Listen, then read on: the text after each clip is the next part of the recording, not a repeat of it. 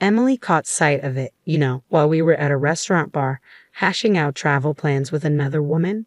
Oh, I could see the realization dawning on her face. Yet even when confronted with evidence of his infidelity, my husband Donald refused to drop his defiant demeanor. In an instant, the foundation we'd meticulously built over 15 years crumbled. In this modern era, I found myself relegated to the role of a full-time homemaker, residing with his parents just as we had done year after year. Sacrificing the job I cherished at a publishing company where I once found fulfillment, I now spent my days shuttling between hospital visits with my parents and orchestrating meals to fit everyone's schedules. My existence mirrored that of a glorified housemaid, devoid of personal time. The only sanctuary I could claim was within the confines of our bedroom.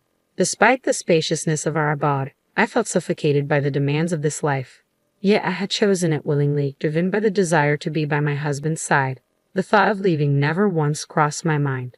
So when my adulterous husband nonchalantly suggested divorce, I found myself speechless, more dumbfounded than enraged. This is the tale of Sophie Johnson, turning 40 this year, bidding adieu to the husband with whom she'd shared 15 years, and embarking on a journey to rebuild her life from scratch.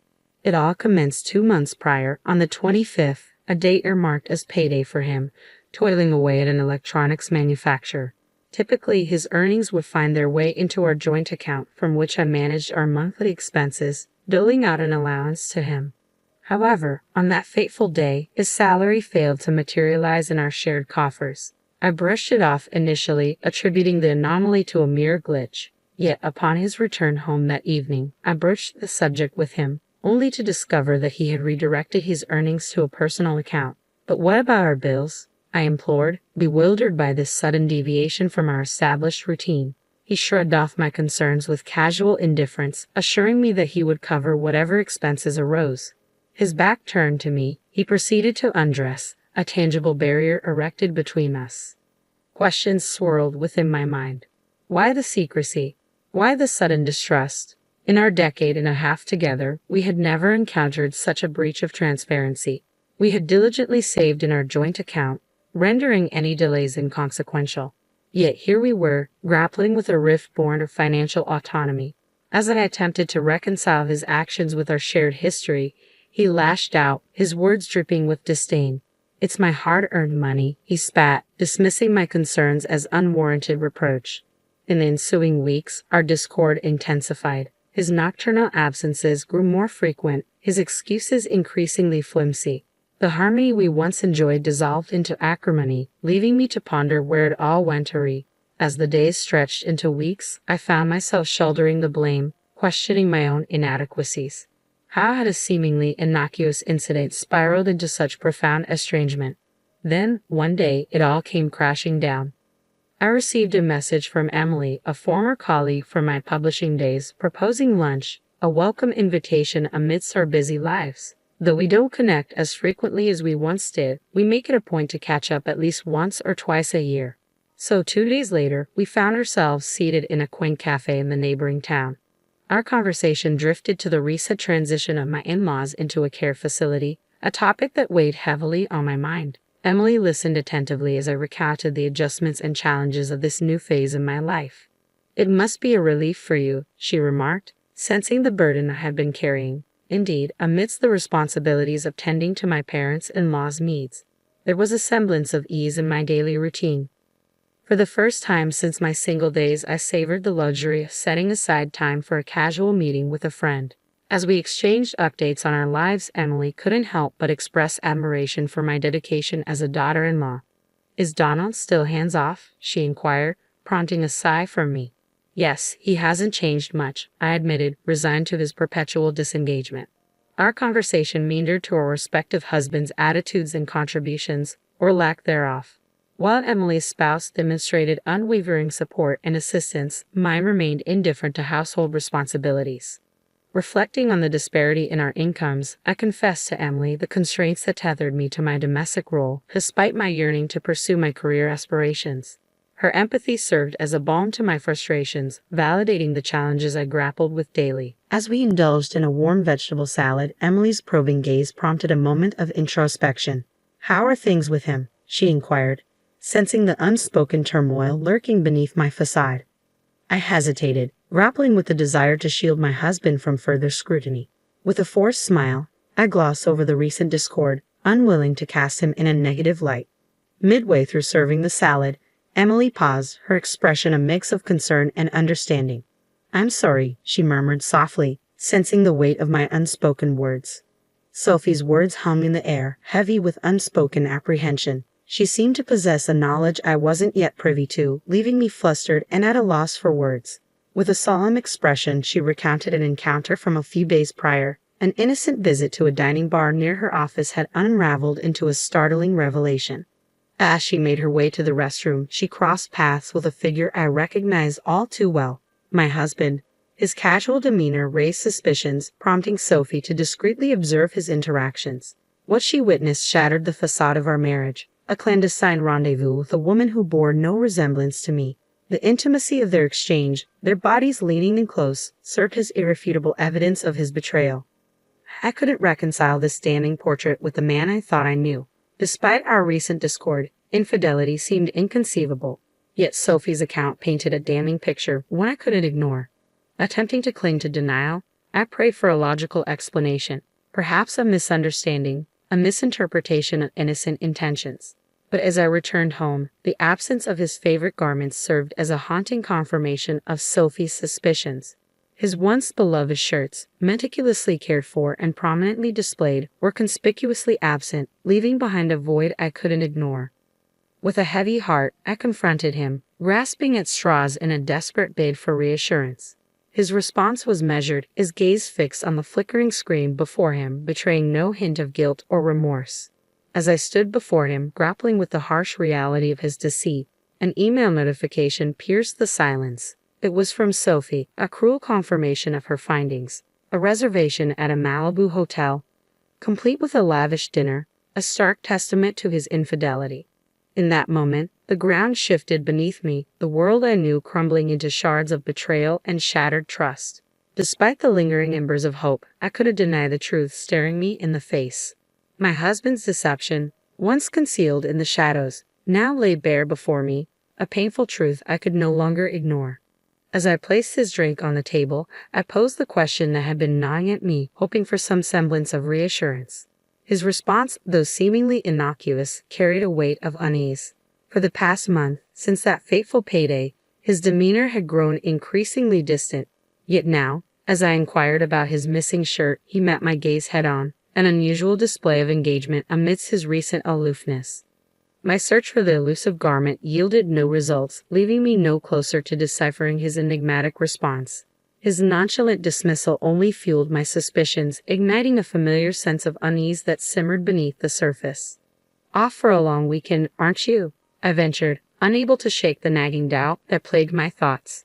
His vague response only deepened my skepticism, casting doubt on the veracity of his words. As memories of Emily's ominous warning resurfaced, the pieces of a troubling puzzle began to coalesce. The mention of Malibu, the allure of a prime-grade steak, all too familiar now, like the echoes of a foretold prophecy. Before I could censor myself, the words spilled from my lips, a culmination of mounting frustration and betrayal. His reaction, a fleeting glimpse of the man I once knew, dissolved into a mask of wariness and resentment. In the ensuing silence, punctuated only by the hum of the computer, I found myself engulfed in a maelstrom of emotions. His accusatory gaze bore into me, a reflection of the simmering tension that lingered between us. Rummaging through a room in a desperate bid for answers, I grappled with the painful realization that some truths were too painful to confront. Despite my efforts, the evidence remained elusive, flipping through my fingers like grains of sand. As his words hung heavy in the air, I couldn't help but wonder what else lay hidden, leaving me grappling with the stark reality unfolding before me. In moments like these, I expected him to stumble over his words, to offer feeble excuses in a futile attempt to salvage what remained of our fractured trust. But instead, his response was callous, his demeanor unyielding as he met my disbelief with defiant silence. "What's the point?" he retorted, his words laced with contempt, leaving me reeling in disbelief. As he hurled accusations my way, I felt the weight of his words like a physical blow, my head throbbing with the strain of it all. And then, with chilling indifference, he uttered those damning words. I'm okay with getting a divorce. In an instant, the facade of our marriage crumbled, leaving behind a bitter taste of betrayal. From that day forward, he treated me with a cold indifference, his indifference a cruel reminder of the chasm that had formed between us. As he brazenly communicated with his paramour in my presence, I couldn't help but wonder, was this the man I had devoted myself to for the past 15 years? As the long weekend approached, I found myself thrust into a world of deceit and betrayal, bearing witness to his infidelity in silence. Emily, my steadfast confidant, urged me to gather evidence of his transgressions, her fury mirroring my own. Together, we watched as he lavished attention upon his mistress, a vision of youth and ire. With each tender caress, each whispered promise, my heart shattered anew, the realization of his betrayal cutting deeper than I ever thought possible. As Emily captured the damning evidence on film, I couldn't help but wonder, was this the man I had pledged my life to? The truth, once concealed beneath layers of denial, now lay bare before me, leaving me to grapple with the harsh reality of his deceit. I left promptly, my heart heavy with each step as I trailed behind them, capturing their every move with my phone camera. From the moment he picked her up outside her apartment to their leisurely stroll arm in arm along Monterey Bay, I documented their every interaction, each click of the shutter accompanied by a pang of sadness. Despite the ache in my chest, I couldn't bring myself to shed a tear. Instead, I found myself transfixed by the sight of his joyful expression, a stark contrast to the turmoil raging within me. This was my day, a day tainted by betrayal and heartache. As they disappeared into the hotel, I grappled with a flood of emotions. Was this all a waste? Had I squandered 15 years of my life on a lie? If only I had known, if only I had the strength to walk away sooner. But hindsight offered little solace as I faced the harsh reality of my crumbling marriage. In the silence that followed, Emily's voice cut through the turmoil, her sudden energy a stark contrast to my despair. With each call she made, each meticulous arrangement she orchestrated, I felt a glimmer of hope amidst the chaos. Within hours, my life was packed into cardboard boxes, the familiar surroundings of our home transformed into a blur of activity. Emily's efficiency was nothing short of astounding as she coordinated every detail with precision. As we settled into her temporary abode, I couldn't help but marvel at her resourcefulness. From arranging legal counsel to overseeing the logistics of our move, she spared no effort in ensuring my well-being. Yet, as the reality of my situation sank in, a sense of unease lingered. The cost of this upheaval, both financial and emotional, weighed heavily on my mind. Despite Emily's assurances, I couldn't shake the fear of what lay ahead. But as I glanced around the half-empty room, a flicker of determination ignited within me. Whatever the cost, whatever the challenges that lay ahead, I was resolved to reclaim my life. With Emily by my side, I took solace in the knowledge that I wasn't facing this journey alone. I made these decisions without consulting him, knowing full well that he would be furious upon his return from his trip. As our relationship continued to deteriorate, I sank into a deep depression, grappling with the weight of my choices. It was then that Emily's reassuring slap on my back jolted me from my despair. Being a homemaker is a respectable job, she reminded me, her words a balm to my wounded spirit. The money you've saved from being frugal is yours, and it's his fault. He promised to transfer the necessary funds after all. Let him foot the bill for your independence. Her words struck a chord within me, stirring a newfound sense of resolve. With one last glance around the house we had shared for 15 years, I felt a surge of determination wash over me. Perhaps I had underestimated my own strength all along. With Emily's unwavering support, I embraced the next chapter of my life with newfound courage. As I left the familiar confines of our home behind, I couldn't help but marvel at the transformation that had taken place within me. On the last day of the long weekend, I made the decision to sever ties with my husband once and for all.